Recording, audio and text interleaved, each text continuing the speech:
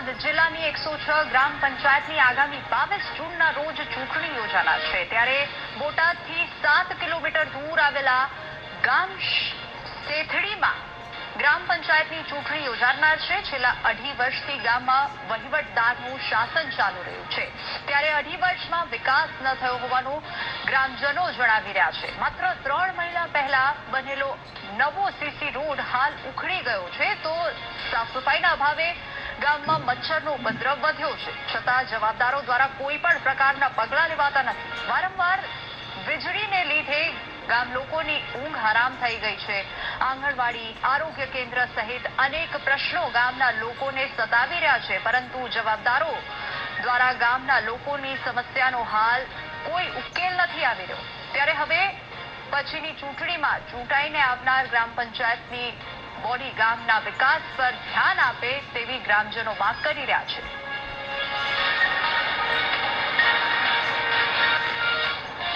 કામ તો વહીવટદારમાં એટલા બધા થયા જ નથી, જે કાંઈ થયા છે એ કોઈ બહુ એટલા બધા સારા નથી એમ બરોબર।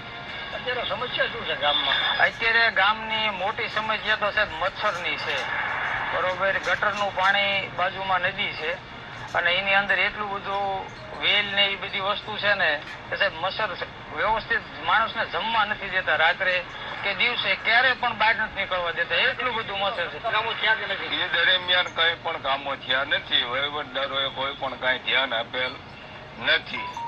પાછળ એક બાજુમાં ગટર લાઈન નું છે એ 2.5 વર્ષથી સલકાય છે, મચ્છરનો ત્રાસ છે તે પણ કઈ થયું નથી। વિકાસના કામ તો ઘણા બધા થયા છે પણ જે કામ થયા છે એ બધા બોગસ થયા છે। એની ઉપર કોઈ અધિકારીએ કોઈ પણ જાતની કાર્યવાહી કરી નથી। કામ ચીંધી કોન્ટ્રાક્ટરને આપી અને વ્યા જાય છે, કોન્ટ્રાક્ટર શું કરે છે એ કોઈ જોવાય નથી આવતું। એની ઉપર અમે અરજી આપી છે, માનો સીસી કામ થયું છે, ગટર કામ થયું છે, જે પણ કામ થયા છે સાવ બોગસ છે।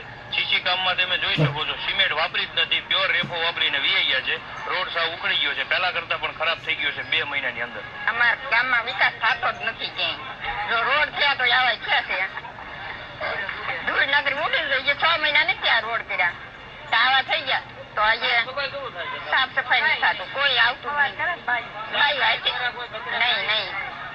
કચરા પેટી નહીં, અઠવાડિયે 2 દાન કશું આવે છે, 4 દિવસ 1 દાન આવે કચરા વાળા।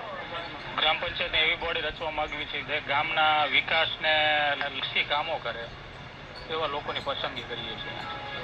છેલ્લા 3 વર્ષથી વહીવટદાર શાસન દરમિયાન કેટલા વિકાસના કામો રૂંધાયા છે? ઘણા બધા રૂંધાયા છે કેમ કે વહીવટદાર છે સરકારી નોકરિયાત છે અને જે પંચાયત બોડી રહી ગામના લોકોની રચાતી બોડી હોય છે।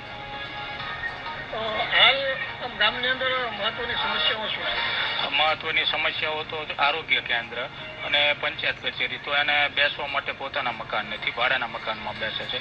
આરોગ્ય કેન્દ્ર છે તો એની અંદર પોતાના દવાનો સ્ટોક પણ પૂરતો નથી રાખીએ।